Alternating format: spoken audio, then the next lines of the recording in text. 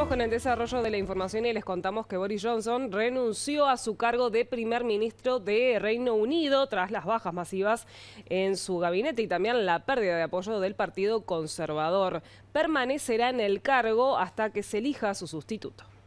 Acosado por los escándalos y sin respaldo, Boris Johnson anunció este jueves su dimisión como primer ministro. Ya se puso en marcha el proceso para ser sustituido como líder del Partido Conservador británico y por tanto como primer ministro del Reino Unido. Johnson declaró que se siente inmensamente orgulloso por los logros de su gobierno, como el Brexit, la crisis de la pandemia y hacer frente a la agresión rusa en Ucrania. En las últimas 48 horas habían dimitido 5 ministros de su gobierno, entre ellos el de Economía y Sanidad, y 39 cargos ministeriales. El Partido Conservador pensaba llevar a cabo una moción de censura interna, ya que Johnson se negaba aún así a abandonar el cargo de primer ministro. Ahora se espera que en las próximas horas exprese un mensaje público y seguiría al frente de un gobierno provisional. A solo 16 días de alcanzar los 3 años como primer ministro, la de Boris Johnson sería una de las estancias más cortas en Downing Street desde 1900. Y ahora vamos a irnos a Córdoba, República Argentina, rápidamente con Claudio Fantini. ¿Cómo andás, Claudio? Bienvenido.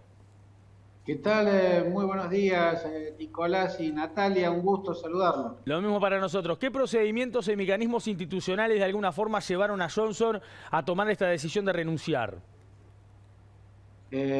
Fueron mecanismos partidarios, ¿no? Esto tiene que ver con el funcionamiento de la institucionalidad en el Reino Unido. Hay casos en que al voto de censura, digamos, que deja afuera a un ministro, lo promueve la oposición, y hay otros casos en el que el mismo partido gobernante es el que mueve sus mecanismos para forjar una decisión. Hay que recordar que en Gran Bretaña el ciudadano en las elecciones no vota a un hombre, no vota a quién va a ser primer ministro, vota al partido. Por cierto, sabiendo a quién pondría como primer ministro, porque es el jefe del partido en ese momento, pero el que tiene el gobierno, el que es votado para el gobierno, no es el hombre, sino el partido. En este caso, el Partido Conservador fue el que logró la histórica victoria por su magnitud del año 2019, después de la caída de David Cameron y después de el interinato de Theresa May, del cual Boris Johnson había sido el Foreign Office Secretary, o sea, el canciller. Bueno, él fue el jefe del partido y por ende se convirtió en primer ministro en las elecciones del 2019. Y fue el Partido Conservador, el partido de los Tories, el que fue acosando al primer ministro y restándole su apoyo hasta reclamarle que renuncie como jefe del partido. Si renuncia como jefe del partido, tiene que avisarle a la reina que va a dejar el cargo de primer ministro, porque el cargo le corresponde al jefe del partido, es el partido el que dispone de él. Bueno, había el partido impuesto una votación a la que sobrevivió. No lograron sus opositores los votos necesarios para sacarlo en ese mismo momento, pero la diferencia por la que ganó fue tan breve, tan corta, que lo dejó prácticamente colgado del pincel, diríamos acá en la Argentina, o sea, sin apoyo para subsistir.